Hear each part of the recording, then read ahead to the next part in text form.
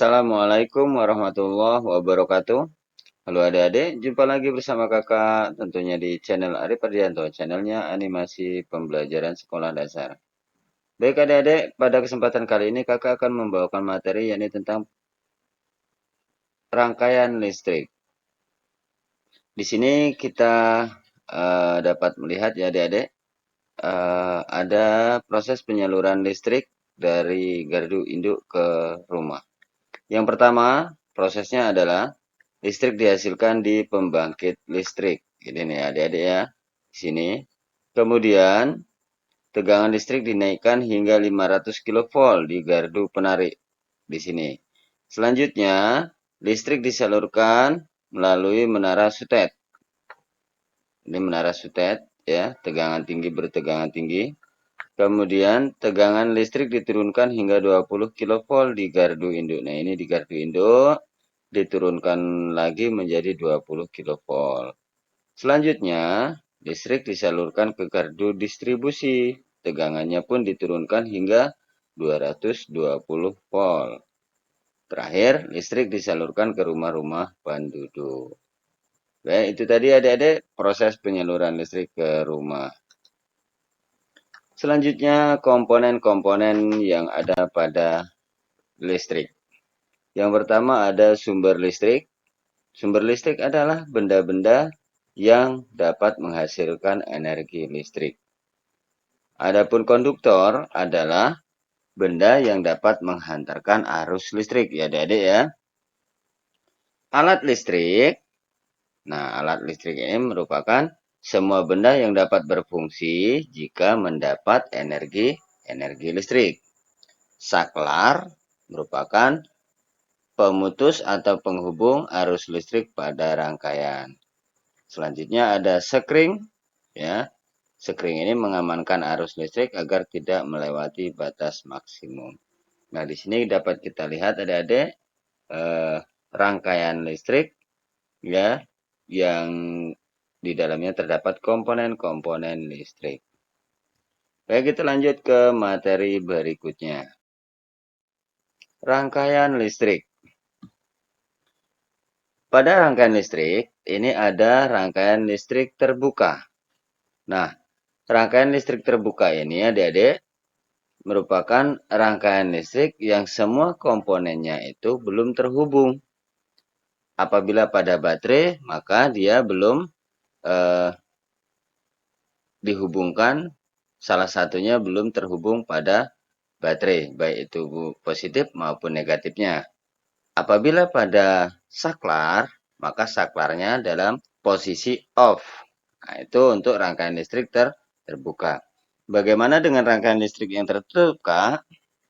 Rangkaian listrik yang tertutup, ini adalah semua komponennya itu sudah terhubung adik-adik. Baik yang dari baterai maupun dari saklar. Apabila dari baterai, semua komponennya itu sudah terhubung dengan baik sehingga lampu dapat menyala. Kemudian apabila menggunakan saklar, maka saklarnya dalam keadaan posisi on sehingga lampunya juga ikut menyala. Materi berikutnya ini rangkaian seri. Ini ada perbedaan rangkaian seri ya pada baterai dan lampu.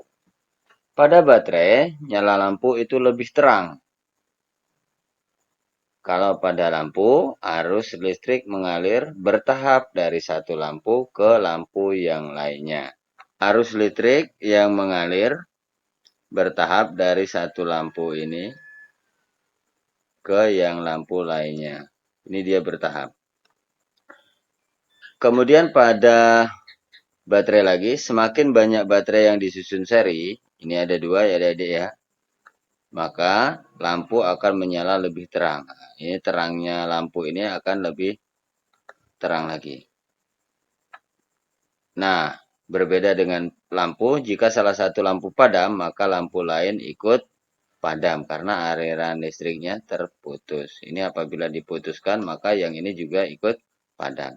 Selanjutnya, lampu akan cepat padam jika berlebihan tegangan pada baterai. Ya, kalau apabila tegangan pada baterai ini terlalu berlebihan, ya, maka lampu ikut akan padam atau putus. Nyala lampu satu dengan lain tidak sama. Ya, kenapa kok tidak sama? Karena yang pertama ini mendapatkan lebih banyak ketimbang yang nomor 2. Baik, kita lanjut ke rangkaian paralel. Pada rangkaian paralel ini adik-adik terdapat perbedaan antara baterai dan lampu. Paralel pada baterai, ini nyala lampunya tidak bertambah terang. Sama ya, walaupun baterainya itu ditambah, lampunya itu sama saja. Pada rangkaian lampu, arus listrik mengalir secara bersamaan dari satu lampu ke lampu yang lainnya. Nah, ini bersamaan, lampu 1 dan lampu 2 ini bersamaan. Nyala lampu sama ya dengan nyala lampu yang dihubungkan dengan satu baterai saja. Jadi apabila ini hanya memiliki satu baterai saja, nyala lampunya tetap sama. Jika salah satu lampu padam, maka lampu yang lainnya tetap menyala karena arusnya tidak terputus. Nah, ini adik-adik ya, apabila yang ini kita putuskan, maka yang ini tetap menyala. Ini rangkaian paralel. Lampu akan lebih tahan lama dalam menyalakan lampu.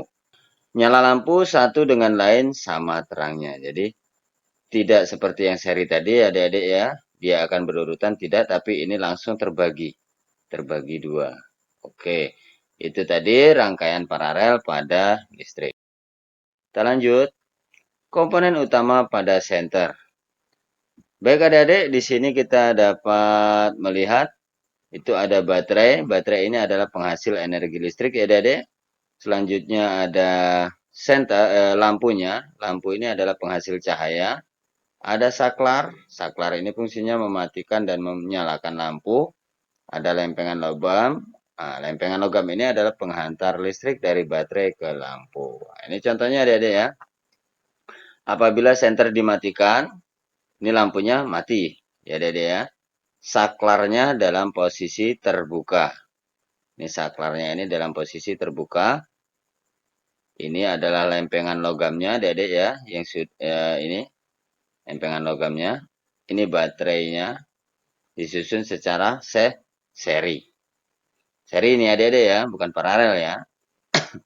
Baik, materi berikutnya yakni bahan dan alat membuat rangkaian seri sederhana. Nah, adik-adik persiapkan bahan dan alatnya. Yang pertama yakni baterai 9 volt. Baterai ini fungsinya adalah sebagai sumber energi listrik, jumlahnya 1 ya. Kemudian ada soket baterai. Soket baterai ini fungsinya sebagai penghubung antara baterai dengan kabel. Jumlahnya juga 1. Lampu pijar kecil. Fungsinya sebagai alat listrik. Jumlahnya 2. Fitting lampu kecil sebagai dudukan lampu. Jumlahnya juga 2. Kabel bisa 25 cm atau lebih ya. Bisa disesuaikan kabelnya. Kabel ini berfungsi sebagai konduktor listrik. 2 juga. Saklar kecil. Nah, saklar ini fungsinya tadi adik-adik ya sebagai pemutus dan penghubung listrik. 1 saja.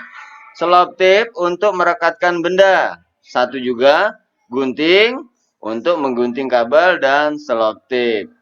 Baik adik-adik, itu tadi bahan dan alat dalam membuat rangkaian seri sederhana. Selamat mencoba ya adik-adik. Baik, mungkin sampai di sini perjumpaan kita kali ini. Kurang lebihnya kakak mohon maaf apabila ada kesalahan. Kakak mohon ampunan kepada Allah. Billahi taufiq wal hidayah. Wassalamualaikum warahmatullahi wabarakatuh. Dadah.